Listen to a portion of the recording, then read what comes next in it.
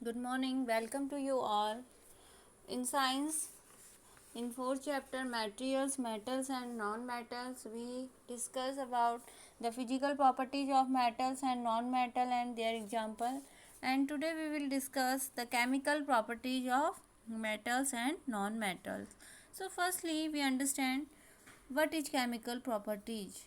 Chemical properties क्या होती है? जहाँ पे कोई भी केमिकल रिएक्शन पॉसिबल होती है, that is chemical reaction.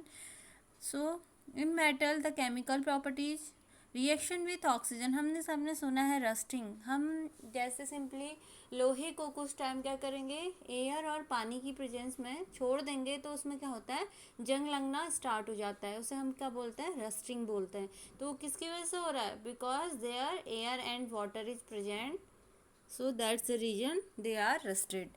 You are familiar with the phenomena of rusting iron. Recall the reaction by which rust is formed. You had also performed in class 7th an activity of burning of magnesium ribbon in air. You had learned that in both the process oxide formation takes place. तो हमने क्या है, seventh में पढ़ा हुआ है. जो magnesium ribbon है उसको हम जब बर्न करते हैं तो क्या होता है, जो ऑक्साइड है मैग्नीशियम ऑक्साइड वो बाहर होता है. तो केमिकल प्रॉपर्टीज में क्या है, जब हम किसी भी मेटल को क्या करते हैं, ऑक्सीजन और वाटर की प्रेजेंस में रखते हैं तो वो क्या होता है, ऑक्साइड प्रोड्यूस करते हैं. यहाँ पे रिएक्शन से हम समझेंगे. In this first iron plus oxygen plus water they form FeO, that is iron oxide. तो यहाँ पे क्या कर रहा है, आयरन ऑक्साइड प्रोड्यूस कर रहा है. In second magnesium plus oxygen, magnesium plus oxygen they gives us MgO, magnesium oxide. तो जब भी कोई मेटल को हम ऑक्सीजन और वाटर के प्रेजेंस में रिएक्ट कराएंगे तो ये क्या गिव करेंगे, ऑक्साइड. तो ये क्या हुआ, आयरन में अगर ऑक्साइड हुआ तो क्या हुआ, rusting. That process is called rusting. So I think you understand what is rusting. And the second thing, when a copper vessel is exposed to moist air for long, it acquire a dull green coating. अब क्या होता है, कोई भी copper के बर्तन है, copper की कोई भी चीज़ है, उसे हम क्या करेंगे, हवा में खुली जगह पे छोड़ देंगे बहुत टाइम के लिए, तो उसमें क्या होगा, एक डार्क डल कलर की ग्रीन कोटिंग लगना स्टार्ट हो जाएगी. जैसे जो आयरन था उसमें कौन से लग रही थी, ब्राउनिश हो रहा था, ब्राउन कलर का होता है. ऐसे ही हम कॉपर को बहुत लंबे टाइम तक छोड़ देंगे मॉइस्चर वाली जगह में तो क्या होगा, उसमें ग्रीन कोटिंग लगना स्टार्ट हो जाएगी. And the green material is a mixture of copper hydro oxide. तो ये मिक्सचर किसका होता है, कॉपर हाइड्रो ऑक्साइड का. एंड फॉर्मूला इज CuOH का whole twice and copper carbonate CuCO3. In the following these reaction Cu plus water plus carbon dioxide oxygen they gives us copper hydroxide and copper carbonate. तो हमें simply क्या है, हमें ये जानना है जब भी कॉपर की रिएक्शन केमिकल रिएक्शन कहाँ पे हो रही है, कार्बन डाइऑक्साइड से और ऑक्सीजन से और वाटर से, तो वो हमें क्या दे रहा है, कॉपर कार्बोनेट और कॉपर हाइड्रो ऑक्साइड.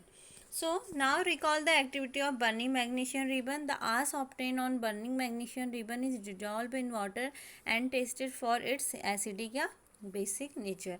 तो अब हमें क्या करना है, हमें ये पता करना है जो मैग्नीशियम रिबन है उसको हम जलाते हैं तो जो उसमें से राख ऑब्टेन होती है बर्निंग के टाइम पे, अगर हम उसे वाटर में डिजॉल्व करें, उसका टेस्ट करें तो क्या हो, कौन सा मीडियम में है, एसिडिक है या basic. So is the solution acidic और basic, how do you ascertain this. तो हम इसको कैसे आइडेंटिफाई करेंगे, you must have observe that the red litmus turn blue, so oxide of magnesium is also basic in nature.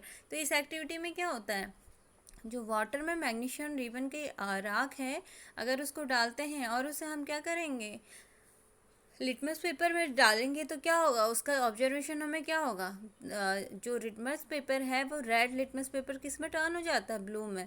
तो जहाँ पे red litmus blue में टर्न होता है तो वहाँ पे कौन सा मीडियम होता है, बेसिक होता है. ये आपने पढ़ा है, you already learn this topic in 7th class. And the red litmus turn into blue. So oxide of magnesium is also basic in nature.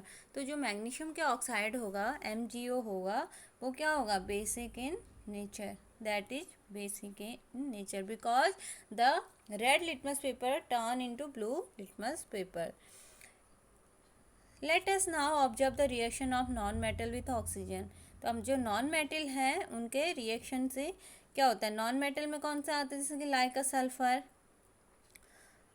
The number of product in the reaction of sulfur and oxygen is sulfur dioxide gas. When sulfur dioxide is dissolved in water, sulfurous acid is formed. The reaction can given as follow. तो क्या होता है, देखो जब हम non metal sulphur को क्या करेंगे, सल्फर डाइऑक्साइड को रिएक्ट करवाएंगे वाटर से, तो वो क्या गिव करता है, H2SO3। ये क्या होता है, एक सल्फोरस एसिड होता है। And the sulphurous acid turn blue litmus paper red. Generally oxide of non metal are acidic in nature. तो हमें यहाँ पे क्या पता हो रहा है, जब भी कोई भी जो नॉन मेटल या मेटल है उनको हम, जो नॉन मेटल है उनको हम एसिडिक मीडियम, अगर एसिडिक होगा तो क्या होगा, उसको अगर हम ब्लू लिटमस पेपर में डाल रहे हैं तो किस में चेंज हो जाएगा, red litmus paper. So there have a acidic medium, then they convert into red litmus to blue litmus paper. So generally the non-metals are acidic in nature. ये हमें यहाँ पे अंडरस्टैंड करना है, जो जनरली नॉन मेटल्स होते हैं वो क्या होते हैं, एसिडिक इन नेचर होते हैं। Recall the name of some of the laboratory acid and basis you have read in class 7 में। हमने कुछ लेबोरेटरी एसिड्स एंड बेसिस पढ़े थे, अब कुछ पढ़ते हैं हम। जैसे मैं बताती हूँ आपको, जैसे क्या होता है, जो एसिड होते हैं उनमें जो इम्पोर्टेंट एसिड होते हैं वो क्या होते हैं, sulphuric acid. H2SO4 is the formula of sulphuric acid, and HCl hydrochloric acid, that are important acid and generally they all formed in laboratory. And base, generally base hydroxide in there present, sodium hydroxide, potassium hydroxide, calcium hydroxide, that is bases.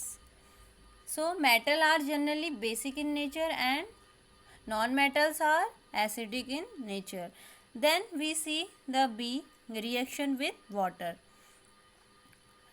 Let us see how metal and non-metal react with water. अब हम यहाँ पे क्या देखते हैं कि जो metal है और non-metal है वो water से react कैसे करते हैं। So I see sodium metal is a very reactive. जो सोडियम होता है ये मेटल होता है, सोडियम का जो सिंबल होता है वो होता है Na। ये भी हमें याद करते जाना है, सोडियम का जो सिंबल होता है वो होता है Na। Sodium metal is very reactive, ये बहुत रिएक्टिव होता है। It react vigorously with oxygen and water, ये क्या करता है, ऑक्सीजन और वाटर से रिएक्ट करता है। And a lot of heat is generated in the reaction.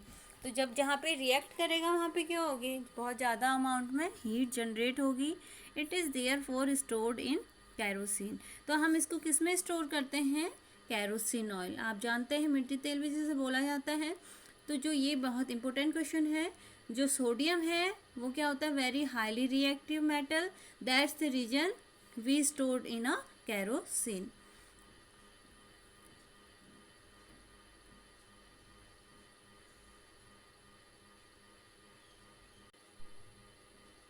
You observe that sodium react vigorously with water, some other metal do not do so. For example, iron react with water slowly. तो हमने यहाँ पे क्या observe किया, जो sodium हमने पढ़ा वो रिएक्ट करता है किससे, वाटर और ऑक्सीजन से, और ये हाईली रिएक्टिव होता है। और इसको हम किस में, कैरोसिन ऑयल में स्टोर करते हैं। जैसे आयरन है, जो आयरन है मेटल, वो वाटर में धीरे धीरे रिएक्ट करता है, धीरे धीरे उसमें रिएक्शन होता है। Generally non metal do not react with water, so that is important point. जो नॉन मेटल होते हैं वो जनरली वाटर से रिएक्ट नहीं करते हैं। तो they may be very reactive in air, ये किससे रिएक्ट करते हैं, एयर से। So metal reactive with water and non metal do not react with water, and the non metal react with air, तो एयर से रिएक्ट करेंगे। Such non metal are stored in water. For example, phosphorus is very reactive non-metal. That is important question. जो phosphorus होता है, their symbol is P. phosphorus का जो symbol होता है वो क्या होता है, P होता है। और ये एक very reactive non-metal है। जैसे metals में कौन है very reactive, सोडियम है, and non-metals में कौन है, phosphorus है। Each catches fire if exposed to air। अगर ये क्या होगा, एक्सपोज हो जाएगा। अगर फॉस्फोरस को हम खुला छोड़ देंगे एयर में तो ये क्या हो जाएगा, फायर, वहाँ पे आग लगना स्टार्ट हो जाएगा। To prevent the contact of phosphorus with atmospheric oxygen it is stored in water. तो हम इसको किस में स्टोर करते हैं, वाटर में स्टोर करते हैं, because they are very reactive non metal, because they contact in air, they exposed fire. That's the reason we store in phosphorus water. So the reaction with acids, I think you all understand. The reaction of acid we explain in next class. And the question, exercise question, we will do question number 4 and 5, and today we will do question number 6 and 7. First है question, in question number 6, give reason for the following. Aluminium foils are used to wrap food items. हम aluminium foil का use क्यों करते हैं food item को rap करने के लिए, because aluminium is highly malleable, easily beaten in seeds, does not react with food item. That's the reason we use aluminium foil used to wrap food item. And next question, B. Immersion rods for heating liquid are made up of metallic substances. Why? Because immersion rod made up of metallic substances because they are good conductor of heat and electricity. And question number C, copper cannot displace zinc from its salt solution because copper less reactive than zinc. And question number D, sodium and potassium are stored in kerosene. Why? Because sodium and potassium are highly reactive. अभी हमने पढ़ा था जो sodium और potassium होता है, sodium क्या है metal and potassium non metal, ये क्या होते हैं वेरी हाईली रिएक्टिव होते हैं। That's reason we stored in kerosene. And question number 7, can you store lemon pickle in aluminium utensil? Explain. No, lemon pickle is an aluminium utensil because aluminium is metal and metal react acid produce hydrogen. That's the reason we do not store lemon pickle in aluminium utensil. So I think you all understand the topics today. Thank you for watching.